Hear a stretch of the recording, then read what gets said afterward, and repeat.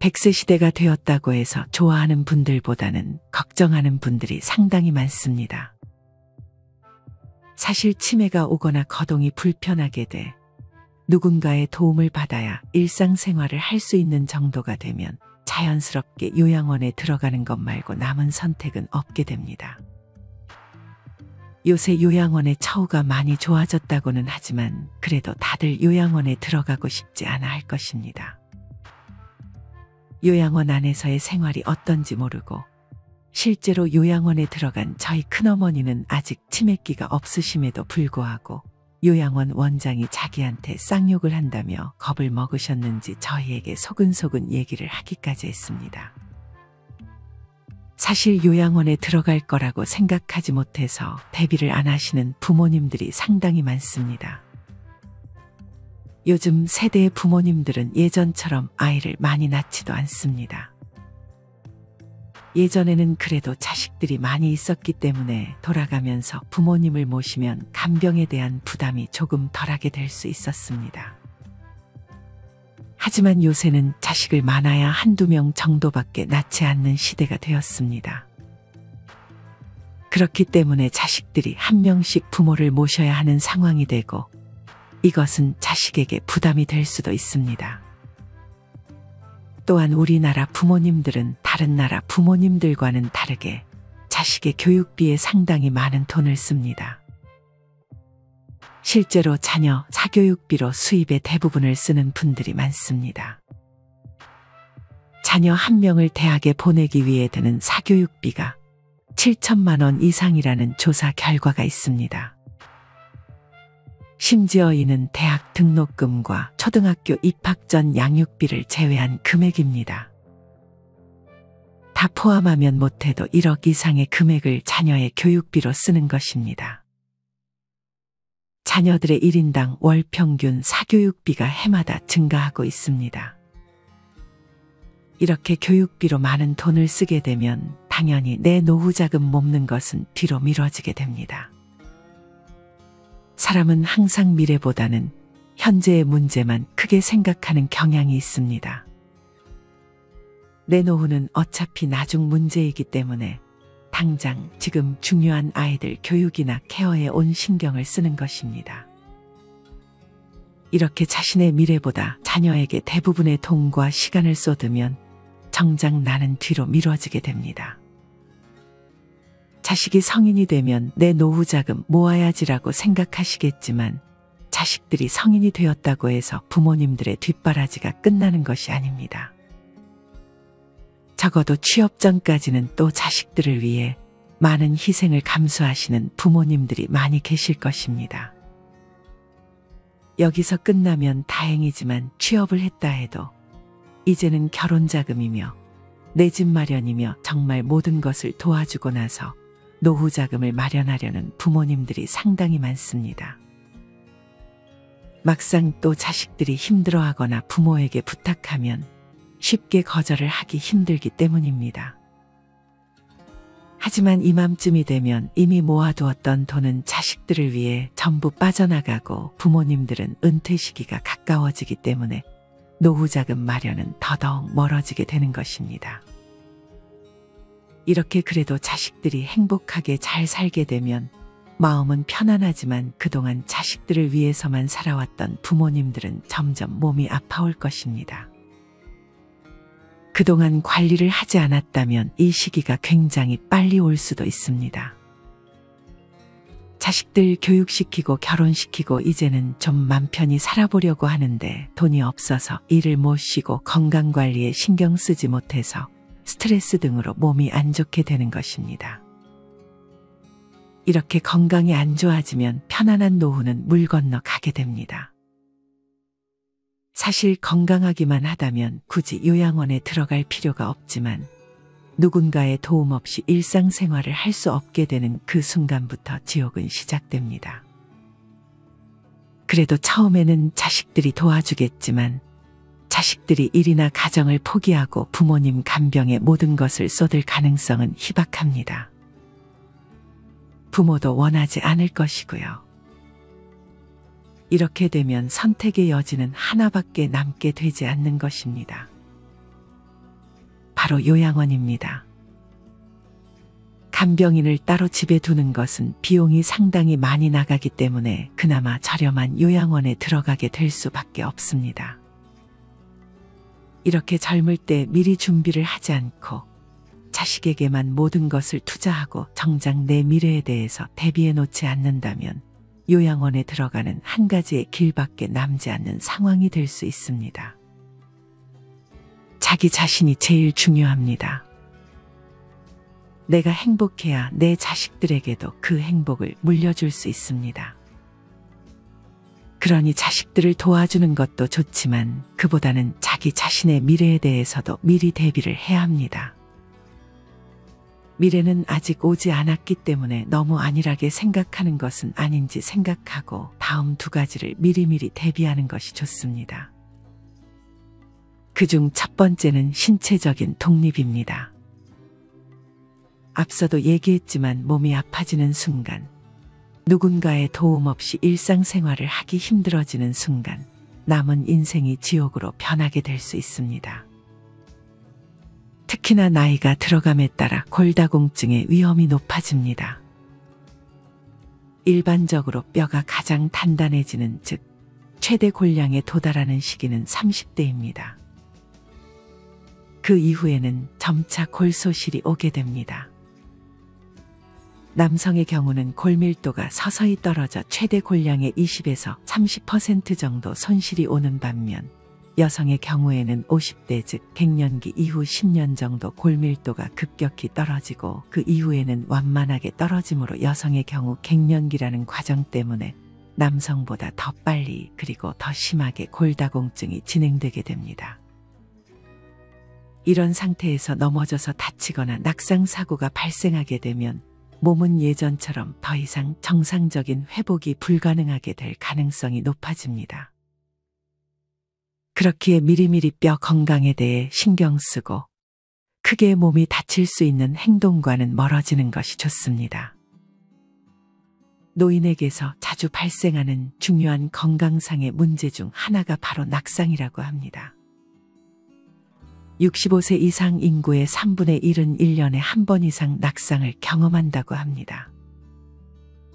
이런 위험들에 대비하기 위해서는 먼저 칼슘과 비타민 D가 풍부한 균형 잡힌 식사를 하는 것이 좋습니다.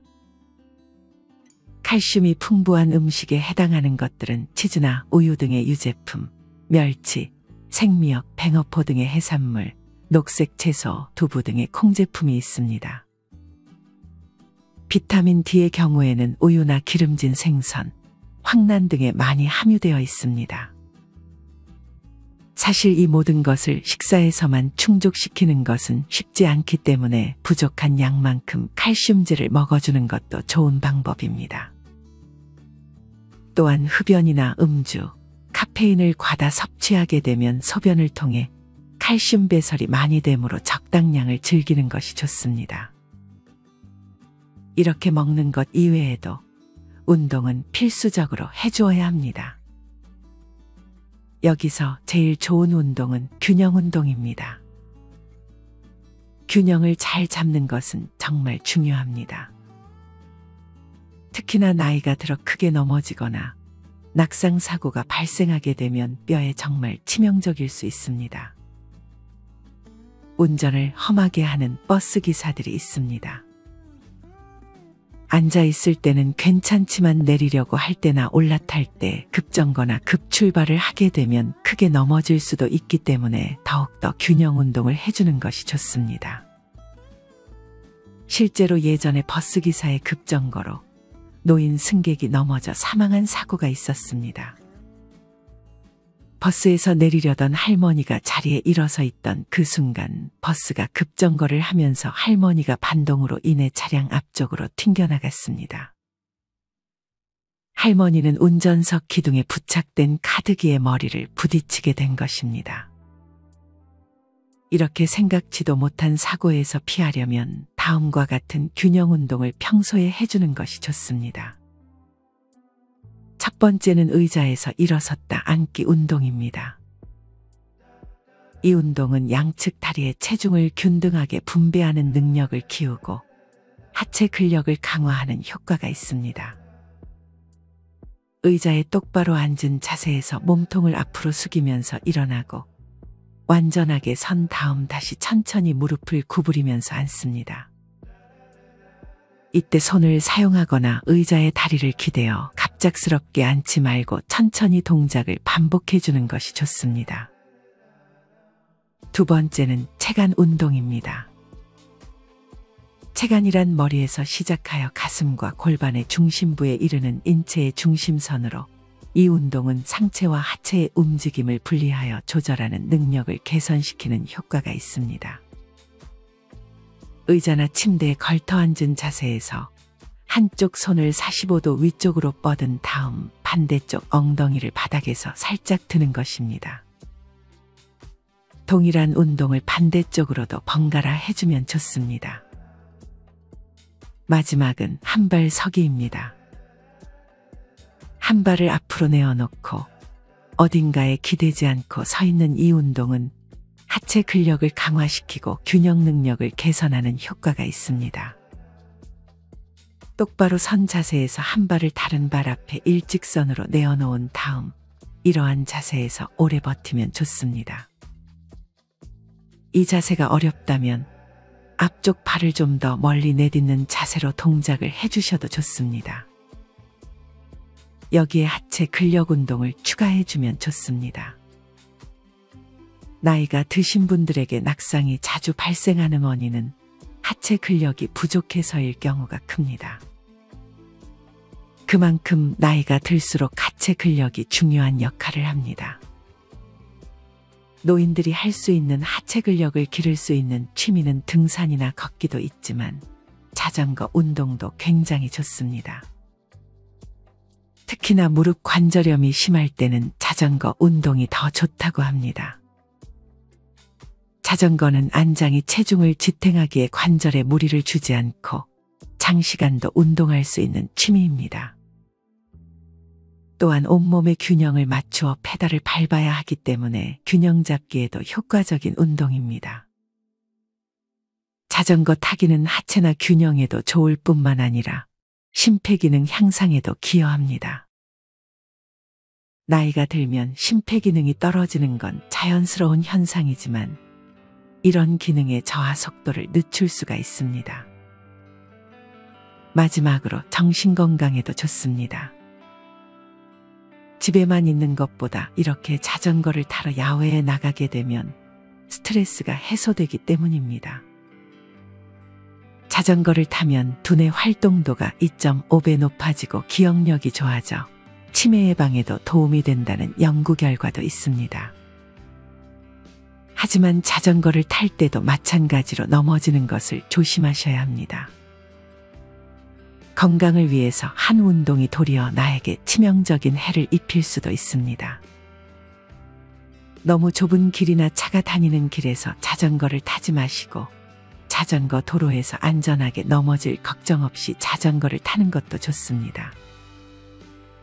굳이 야외에서 타지 않고 실내 자전거를 장만해 실내에서 타주는 것만으로도 많은 도움이 되니 나이 들어 자전거라는 취미를 만드는 것은 여러모로 많은 도움이 됩니다.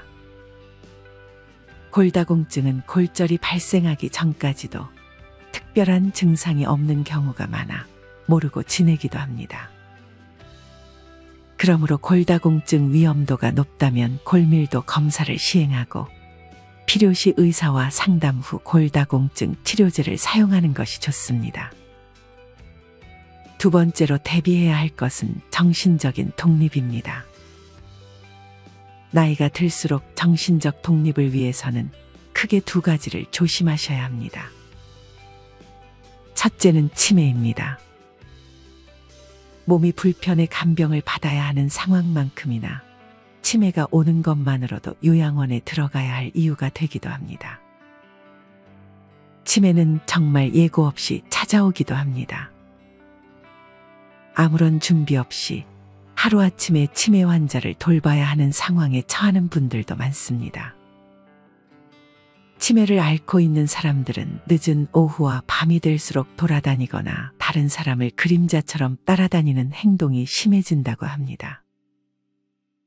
불안함과 초조함은 물론 내가 한 행동이 기억이 나지 않는 등 무서움까지 닥치게 됩니다.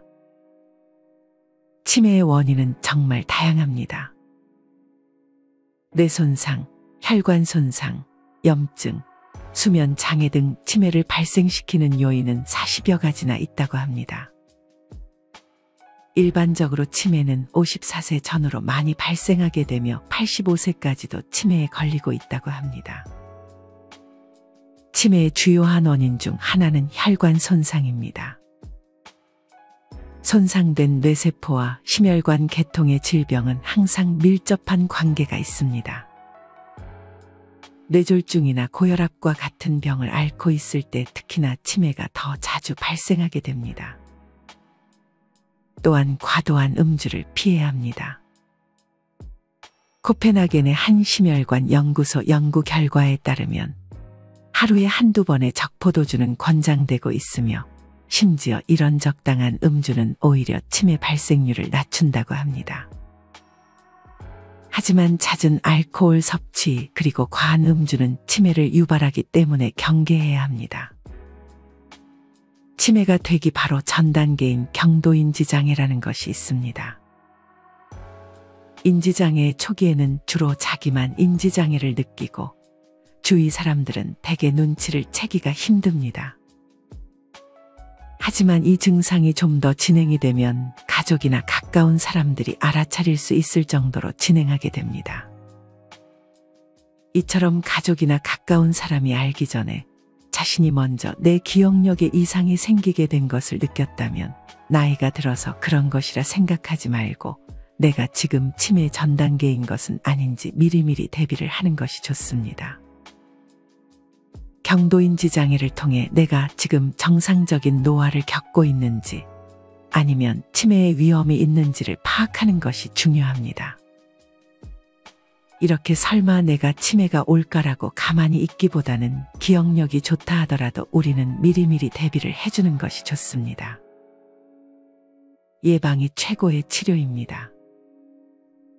사실 나이가 들어갈수록 인지기능이 약화되는 것은 자연스러운 현상이지만 우리는 그것을 늦출 수 있습니다. 이러한 인지기능 유지에 가장 좋은 것 중 하나는 글쓰기입니다. 짧은 글이라도 꾸준하게 매일 써나가면 뇌 기능 유지에 도움이 되어 치매 예방에 큰 도움을 준다는 연구 결과가 있습니다. 글을 길게 쓰면 더 좋지만 글을 써보지 않으신 분들은 짧게라도 매일 글을 써보시는 것이 좋습니다. 간단한 일기라도 좋습니다. 글쓰기뿐만 아니라 책을 읽는 것 역시 인지기능에 좋다고 합니다. 독서는 뇌에 적절한 자극을 주며 노화와 함께 찾아오는 기억력 감퇴를 예방해 줍니다. 어렵고 복잡한 책을 읽을 때 뇌가 더 활성화되어 뇌 기능 개선 효과가 커지지만 처음부터 너무 어려운 책을 읽게 되면 금방 포기해버릴 수 있기 때문에 내가 좋아하는 주제의 책, 쉬운 책 위주로 보다가 점점 어려운 책을 읽는 것도 시도해보면 좋을 것 같습니다. 이외에 천천히 음식을 씹어 먹는 것만으로도 치매 예방에 도움이 된다고 합니다. 음식을 천천히 꼭꼭 씹어 먹음으로 인해 우리의 뇌가 자극을 받을 수 있고 뇌에서 흐르는 혈액량이 늘어 집중력과 기억력이 좋아질 수 있기 때문입니다. 꼭꼭 씹어 먹으면 턱 근육을 움직이는 저작 운동이라는 것을 하게 됩니다. 이 저작 운동은 턱 근육을 움직이는 동시에 실제 산소가 체내에 들어오는 것까지 도와주며 뇌로 가는 혈류량을 높여준다고 합니다. 이는 뇌에 많은 산소를 공급해 기억력과 집중력을 높이는 것까지 우리에게 도움을 줄 수 있습니다. 이 밖에도 꼭꼭 씹어먹는 것은 과식을 방지하는 가장 좋은 방법이기 때문에 천천히 음식을 씹는 습관을 평소에 들여놓으시는 것이 좋습니다. 그 다음은 우울증입니다. 다음과 같은 생각을 한다면 노년기 우울증을 앓고 있을 가능성이 높습니다. 이만큼 살았으면 됐지. 자식들에게 부담되기 싫어요. 정신이 없고 자꾸 깜빡깜빡하는데 치매는 아닌가요? 아버지께서 요즘 자주 외출을 귀찮아하시고 TV만 보고 계세요. 어머니께서 요즘 드라마 보시다가 자꾸 우세요. 이렇게 일반적인 우울 증상은 기분 저하, 의욕 저하, 식욕 저하, 불안 초조, 피로감 등이 있지만 노년 우울증은 몇 가지 차이점이 존재합니다. 노년의 우울증은 특히나 과도한 죄책감이나 건강염려 증적 호소, 불면증의 증상을 더 많이 호소합니다. 치매와도 관련한 기억력의 저하 역시 우울증의 주된 증상이며 특히나 우울 증상이 심한 경우에 집중력과 기억력이 현저히 떨어질 수 있습니다. 노년의 우울증은 여성, 이혼, 별거, 낮은 사회경제 수준, 예기치 않은 불행한 사건 등 다양한 원인이 있습니다. 특히나 이러한 우울증은 자살로도 이어질 수 있기 때문에 매우 주의를 해야 합니다. 외로움을 자주 타는 경우 우울증이 생길 수 있습니다. 그렇기에 활동적으로 사는 것이 좋습니다. 나이가 들면 체력도 예전 같지 않고 사람들과 관계를 새로 맺기 힘들어합니다. 그러나 이럴 때일수록 더더욱 다양한 사람들과 관계를 맺고 가벼운 운동을 하는 등 개인의 자존감을 높여주는 것이 중요합니다. 또한 햇빛을 쬐게 되면 비타민 D가 합성되는데 이러한 비타민 D는 앞서 얘기했듯 뼈를 튼튼하게 해주고 면역 세포의 생성을 도와줍니다. 이 밖에도 음식을 통해 우울증을 예방하는 것도 가능합니다. 우울증에는 단백질이 풍부한 음식이 도움을 줍니다. 행복을 느끼게 해주는 호르몬인 세로토닌이라는 호르몬이 있습니다. 이 세로토닌은 우리의 몸과 마음을 치유해 주는데 굉장히 중요한 호르몬입니다. 이러한 세로토닌의 농도를 높이는 트립토판이라는 물질을 단백질을 통해 만들어줄 수 있습니다. 콩과 견과류, 닭가슴살 등의 음식을 자주 먹어주면 좋습니다. 이 밖에도 비타민과 무기질, 다양한 과일, 채소를 먹는 등 식습관을 개선해 우울증을 예방해 줄 수 있습니다.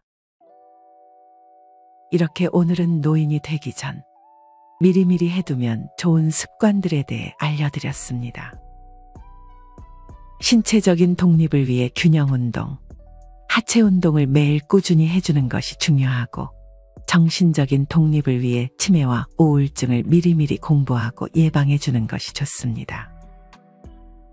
그리고 아직 아이들이 어리다면 자녀들에게 내 모든 돈과 시간을 쓰지 말고 내 미래와 노후를 위해서 미리미리 상황이 닥치기 전에 대비해 주는 것이 좋습니다.